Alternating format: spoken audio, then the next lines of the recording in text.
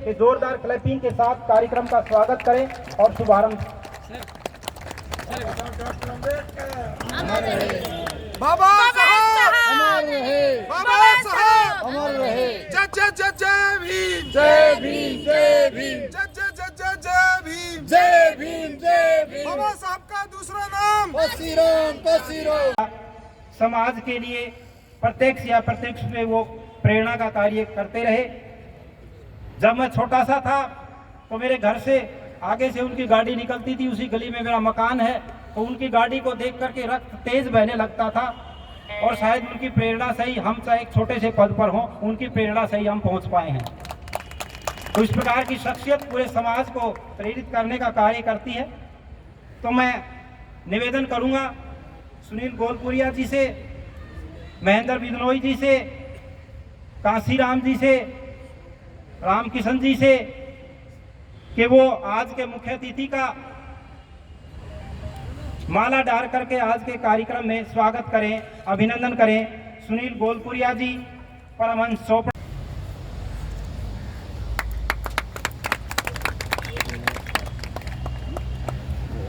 है कि भविष्य में ये बाबा साहब के कारवां को आगे भी बढ़ाएंगे। जोरदार तालियां। इसी कड़ी में जो हमारे नवनियुक्त अधिकारी हैं, हमारी ऐसी आशा है कि वो झंडा फहराया और हमारे समाज का नाम ऊपर किया।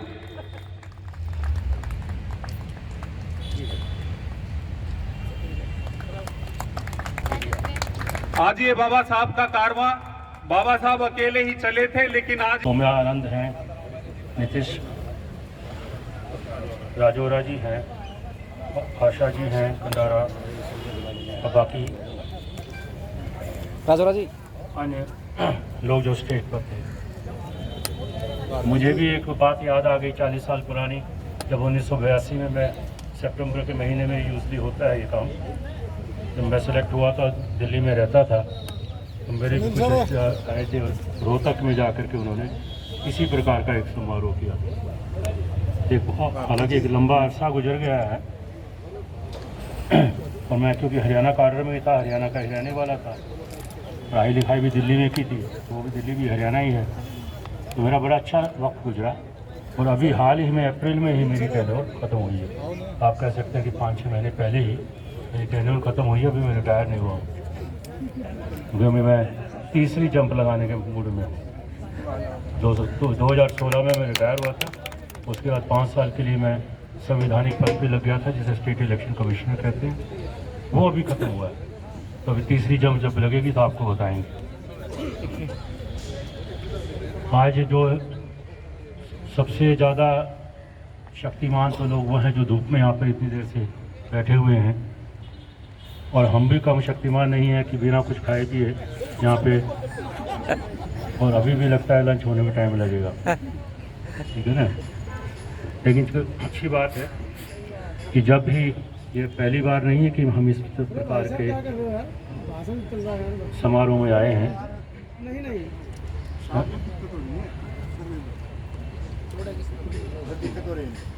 I'll just take 1 second.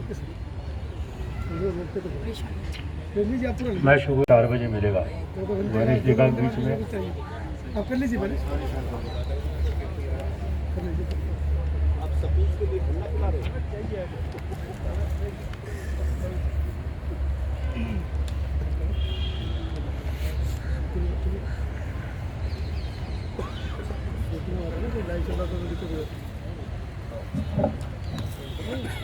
Thank you. आपने, हमने सभी युवाओं को सुना और मुझे बहुत अच्छा लगा, क्योंकि जैसे हमारी सौम्या हैं, मुझे 21 साल की नौकरी में उम्र में ही जो है ये यूपीएससी में आ गई हैं। ग्रेजुएशन करने के बाद इन्हें 1 साल इंतजार करना पड़ा, क्योंकि 21 साल की यूपीएससी में, जबकि बाकी आपने देखा होगा कि लोग 4-4, 5-5 बार डॉक्टर हैं। आप पता नहीं कॉमर्स से, ये कॉमर्स से हैं, कॉमर्स को भी मैं टेक्निकल सब्जेक्ट ही समझता हूँ। तो जब ये बोल रहे थे तो मुझे एक बात ध्यान आई कि हम सबको जो मैं काफ़ी दिन से 2-3 साल से उसको कर जहाँ भी जाता हूँ बोलता हूँ कि हमारे जितने भी पेरेंट्स हैं, पढ़े लिखे लोग हैं, वो गाँव में जाएं, शहरों में जाएं और ये बताएं कि अगर ज़िंदगी में सफल होना है तो आप प्रोफेशनल कोर्सेज़ में अपने बच्चों का दाखिला कराएं, जॉब ओरिएंटेड कोर्सेज़ में कराएं, टेक्निकल कोर्सेज़ में कराएं, डॉक्टरेट में कराएं, इंजीनियरिंग में कराएं, पॉलिटेक्निक में कराएं चाहे। अब होता क्या है कि हमारे जितने भी बच्चे हैं जिनमें हम भी फंसे थे, वो जब 8वीं 9वीं 10वीं की तो उस वक्त से वहाँ से उन्होंने आर्ट्स के सब्जेक्ट ले लिए और जब कॉलेज में पहुँचे तो आर्ट्स कर ली मैंने, जैसे साइकोलॉजी कर ली थी। हालांकि साइकोलॉजी ने मुझे ज़िंदगी में बहुत फ़ायदा दिया, लेकिन सबको नहीं दिया होगा। तो आर्ट्स के आ जाते हैं तो फिर कहते चलो बीए कर लेते हैं, बीए कर ले, कोई नौकरी तो मिल ही नहीं, फिर कहते चलो एमए कर लेता हूँ, फिर एमफिल कर लेता हूँ। जब मैंने एमफिल भी की फिर भी नौकरी नहीं मिलती तो कई लोग मुझे तो चलो एमफिल के बाद मिल गई थी, कई लोग कहते पीएचडी कर लेते हैं। तो आर्ट्स में मैं आर्ट्स के खिलाफ नहीं हूँ, आर्ट्स जो पढ़ना चाहता है जरूर पढ़े, लेकिन मैं ये चाहूँगा कि आप मेरी तरफ से एक छोटा सा संदेश ये लेके जाएं कि जो आपके बच्चे 5वीं से 8वीं में पढ़ रहे हैं उनको आप करा के उनको साइंस में करें, ताकि वो फिजिक्स केमिस्ट्री बायोलॉजी पढ़ें, मैथमेटिक्स पढ़ें, ताकि जब वो 9वीं 10वीं पहुँचते हैं तो एकदम से उनका कैरियर बन जाता है। और मैं आपको एक और बात बता दूं कि अगर आप पहले 100 अगर यूपीएससी में जो लोग आए होंगे ना 1 से लेकर 100 तक, उनमें से 100 के 100 इंजीनियर हैं या टेक्निकल सब्जेक्ट के। तो यहाँ तक ये हालत हो रही है, ठीक है ना। तो ये कई सालों से चल रहा है, कई सालों से चल रहा है कि और इंजीनियर है लेकिन उन्होंने कभी भी अपना सब्जेक्ट नहीं पढ़ा। यूपीएससी के लिए कोई पॉलिटिकल साइंस ले लेता है, कोई एंथ्रोपोलॉजी ले लेता है, कोई सोशोलॉजी ले लेता है, ठीक है। तो आप इस बात का ध्यान रखें कि मेरी रिक्वेस्ट ये रहे कि आप जितने भी टेक्निकल कोर्सेज में अपने बच्चों को करा सकते हैं वो कराएं। आर्ट्स में आपका जो भविष्य है वो बड़ा धूमिल है, लेकिन मैं फिर कह रहा हूँ कि मीडिया के लोग ये ना समझें कि मैं लोगों को कह रहा हूँ कि आर्ट्स में सब्जेक्ट में ना लें। मैं कह रहा हूँ जॉब ओरिएंटेड जो भी केस हो उसमें जाए। जी हाँ, स्किल डेवलपमेंट के जिसमें हो। बाकी बड़ी अच्छी बात है कि ये ऑल इंडिया आपने सभी लोगों को, अम्बेडकर सभा के लोगों को इकट्ठा किया। मैंने भी बहुत पूरे देश में घूमे हैं, कोई जगह नहीं बची है, विदेश में भी कोई जगह नहीं बची है कि जहाँ नहीं जा पाए। भारत सरकार में सचिव के पद तक मैं पहुँचा, जो कि बहुत रेयर होता है, और हरियाणा सरकार में भी मैं संवैधानिक पद तक पहुँचा। जब मैं आईएएस में आया था तो मैं 25 साल का था, लेकिन जब मैं, जैसे आप में से कोई बता रहा था कि जब भारत सरकार में सेक्रेटरी बनने की बात आई या कैबिनेट सेक्रेटरी बनने की बात आई तो तब मुझे रियलाइज़ हुआ कि 25 साल में भी आईएएस में आना बहुत लेट था, बहुत लेट था। तो मैं तो मुबारकबाद देना चाहूँगा इनको कि 21 साल में आए हैं, आपके बारे में 22 साल में आए हैं, तो मैं पक्का बता सकता हूँ और दोनों में से कोई ना कोई तो जरूर कैबिनेट सेक्रेटरी बनेगा, और चीफ सेक्रेटरी और सेक्रेटरी तो आपने वही बनना ही है। क्योंकि जब मैं बना सेक्रेटरी उस वक्त मेरे पौने 2 साल बाद, तो ये बड़ी अच्छी बात है कि आप लोग इस उम्र में आए। लेकिन लेट भी आए तो उनको भी कोई घबराने वाली बात नहीं है, उनके लिए बहुत अपॉर्चुनिटीज़ होती हैं। और आजकल तो 32 साल तो सरकार ने जनरल 32 साल जनरल कैटेगरी के लिए एज रखी हुई है। 32 साल अगर जनरल कैटेगरी तो 32 साल में आएंगे और 60 साल में रिटायर होंगे, 28 साल में तो एडिशनल सेक्रेटरी पहुँच जाएंगे। लेकिन ये है। और तीसरी बात मैं बताना चाहूँगा कि इस प्रकार के जितने भी सम्मेलन होते हैं, तो पिछले महीने मैंने हरियाणा में कुछ लोगों को फ़ोन किया, मैसेज किया कि हरियाणा में जितनी भी संस्थाएं हैं, चाहे वाल्मीकि जी के नाम पे हो, रविदास जी के नाम पे हो, अम्बेडकर के नाम पे हो, शेरमुखताज फेडरेशन के नाम पे हो, क्या आप मुझे उसकी कोई कंसोलिडेटेड लिस्ट दे सकते हो? ठीक है, लेकिन वो लिस्ट नहीं मिल पाई। आज आपके टीचर्स की जरूर होगी, मैं चाहूँगा कि मुझे दे दो, ठीक है। और इसी तरह की लिस्ट हमारे पूरे इंडिया की भी होनी चाहिए। आपने जो टेक से भी लोग हैं, अब तो हम काफ़ी करते टैक्स से भी हो गए।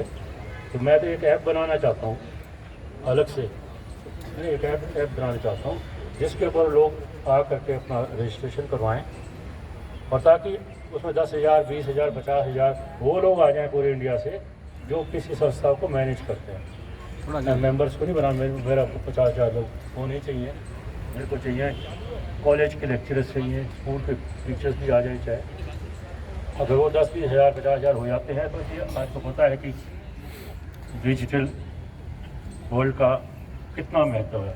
एक मैसेज आप देते हैं, ठीक है ना, एक मैसेज अगर आप देते हैं तो एकदम से सबके पास पहुँच जाता है।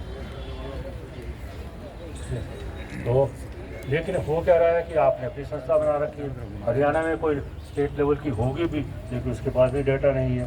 तो भिवानी वालों ने अपनी कर रखी है, कैथल वालों ने अपनी कर रखी है। तो मैं तो दिल्ली में भी बहुत रहा हूँ तो दिल्ली वालों ने अपनी कर रखी है। बड़े कर्मठ लोग इसमें लगे हुए हैं, मैं देखता हूँ, मैंने बहुत देखा है कि बहुत कर्मठ लोग इसमें लगे हुए हैं जो पैसा इकट्ठा करते हैं, बताते हैं, और जुझारू लोग हैं, प्रोटेस्ट करते हैं, कोई भी गलत बात हो जाए तो प्रोटेस्ट करते हैं। तो हम उनसे सीखते हैं। तो मैं चाहूँगा कि जब मैं एक ऐप बनाऊँगा, अगर आप मुझे जो है अब सभी अपना ईमेल और जो है मोबाइल नंबर दे सकें, तो कम से कम ऐसा करेंगे कि उसके हर स्टेट में एक एडमिन हो जाए, ताकि कोई बात बोलना चाहते हैं तो पहले वो उसको स्क्रूटनाइज किया जाए, फिर वो आगे जाए। एक ये भी मेरी बात मेरे जो है मन में है। बाकी मैंने देखा है कि एक दो बातें और करनी होंगी हमें, अगर इस समाज को हमें आगे लेके जाना है। मैं उस सोच का हूँ जो सकारात्मक होती है, पॉजिटिव होती है। बहुत से लोग बोलते हैं कि कुछ नहीं हुआ, सरकार के खिलाफ भी बोलते हैं, लेकिन मैं कहता हूँ कि डेफिनेटली 1980 से लेकर और अब तक में देश में दलितों के आर्थिक में भी, सामाजिक में भी बहुत फ़र्क पड़ा है। आर्थिक में कम पड़ा हो तो हम लोगों का बिजनेस नहीं है, बिजनेस में जा भी नहीं पाते हैं, ठीक है, नौकरियों पर डिपेंड होते हैं, ना हमारे पास ज़मीन है। लेकिन फिर भी मैं कहूँगा कि देश में बहुत फ़र्क पड़ा है। हो सकता है जो रूरल एरियाज में, गांव ग्रामीण क्षेत्र में ना ज़्यादा पड़ा हो। मैं हरियाणा की बात कर सकता हूँ कि जो अम्बेडकर साहब ने कहा था कि शिक्षित बनो, कम से कम हरियाणा में हर शेड्यूल कास्ट के घर में आपको MA M.Tech के लड़के मिल जाएंगे, लड़कियाँ मिल जाएंगी। मैं तो हैरान हो जाता हूँ, गांव में जाता हूँ, कोई लड़की आती है कि मैंने MPhil भी कर रखी है, मैंने नेट भी किया हुआ है, मैंने ऐसा किया हुआ है, and still they are not getting the job. तो हरियाणा में कम से कम, पंजाब में और दिल्ली में भी कोई ऐसा शेड्यूल कास्ट फैमिली होगी जिसके बच्चे खड़े ना हो। ये प्रॉब्लम हाँ यूपी में हो सकती है, MP में हो सकती है, राजस्थान में हो सकती है, बिहार में हो सकती है। तो मुझे इस बात की खुशी है। और लड़कियों को भी पढ़ाते हैं लोग, और मैं तो ऐसे ऐसे लोगों को जानता हूँ जो सड़क पे मजदूर का काम करते हैं, उनकी लड़कियों ने M.Tech कर रखी है कंप्यूटर में। तो ये एक अच्छी बात है, हमें इस बात को आगे लेके जाना चाहिए।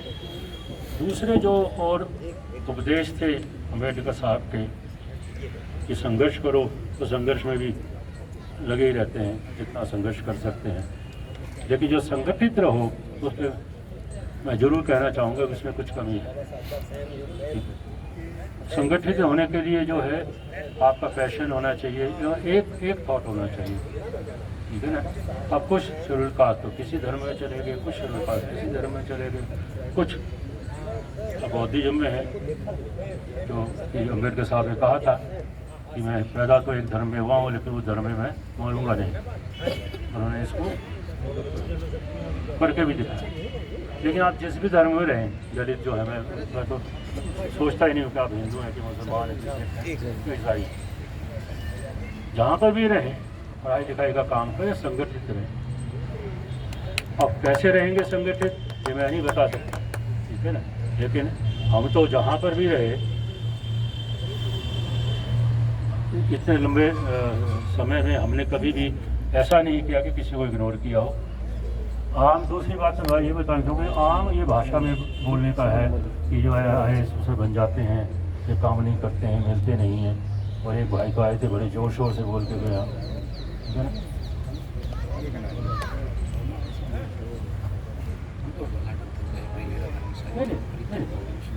मैं ये गारंटी कर सकता हूँ कि मैं जितने भी हो सकता है 500, 700, 1000 से ज़्यादा IAS उसके काम किया हूँ। दलितों को तो सबको मैं जानता हूँ, चाहे वो यूपी के हों, कर्नाटका हो, मैं आई मेड वन फ्रेमवर्क जिसमें हम सब इंटरेक्ट करते हैं। तो हो सकता है 2 या 4% लोग ऐसे हों जो कि थोड़ा सा लीग से हट के काम करते हों या अपना नाम बताने में या दलित बताने में संकोच करते हों। लेकिन मैं बता सकता हूँ कि 95% लोग ऐसे मैंने देखे हैं IAS में जो जिनकी कमिटमेंट मेरे से भी ज़्यादा है। मैं अपने की कंपेयर कर सकता हूँ कि उनकी कमिटमेंट मेरे से भी ज़्यादा है। तो इस बात को ना कहा करें, क्योंकि इससे लोग हंसते हैं कि ये बड़ा आम बात होगी कि लोग ये जो है आरक्षण का फायदा लेकर के आ गए और अभी और एक ज़माना ये भी आ गया कि हमारे आरक्षण की भी जरूरत नहीं पड़ती, लोग जनरल में ही आने लगे हैं। हाँ, आते हैं, 2 बहनों ने तो किया ही हुआ है, एक राजस्थान से भी आए थे आपके। हाँ, नहीं राजस्थान से कटारिया था। हाँ हाँ, ऐसी बात नहीं है। हम भी जब आए थे तो इतने नीचे नहीं थे कि किसी को ये कहना पड़े कि रिजर्वेशन से आए थे।